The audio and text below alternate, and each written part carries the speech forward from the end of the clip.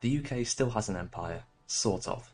Let me explain. In 2024, the island of Great Britain has a land area of 209,331 square kilometres. However, the entirety of the United Kingdom has a land area of 243,610 square kilometres. This means that Northern Ireland, which doesn't actually have an official title like England, Scotland or Wales, Crown dependencies and overseas territories left over from its colonial empire account for 15% of the UK's total land area. Now you'd think 50% of a country's land equates to about 15% of the country's economy.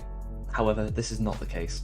Guernsey and Jersey, together making up the Channel Islands, contribute about £0.01 trillion or about 0.03% of the UK's 3.1 trillion GDP.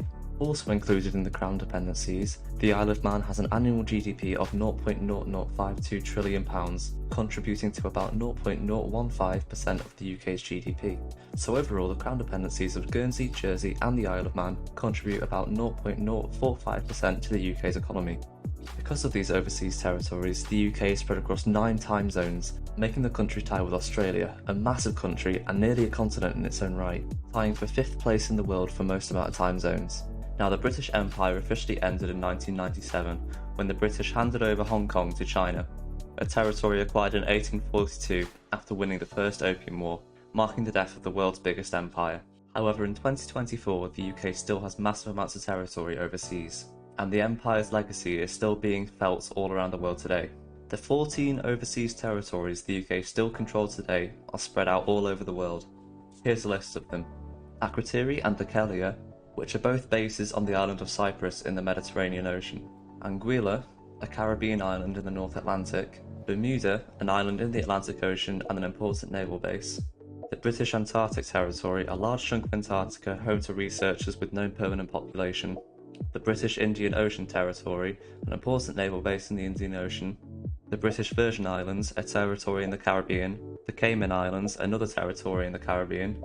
The Falkland Islands in the South Atlantic.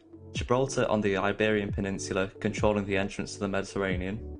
Montserrat, another Caribbean territory. The Pitcairn Islands in the Pacific Ocean, only home to 50 people permanently living there. St Helena, Ascension and Tristan da Cunha, all 3 are small islands in the South Atlantic being important military bases. South Georgia and the South Sandwich Islands, close to the Falkland Islands in the South Atlantic Ocean. And finally the Turks and Caicos Islands in the North Atlantic Ocean.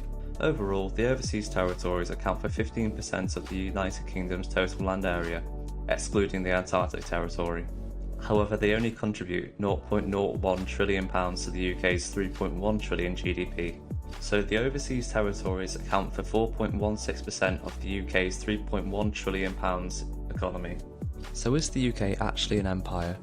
In the way the government is run? No. And the monarchy it has in place is only a constituent one, being largely ceremonial.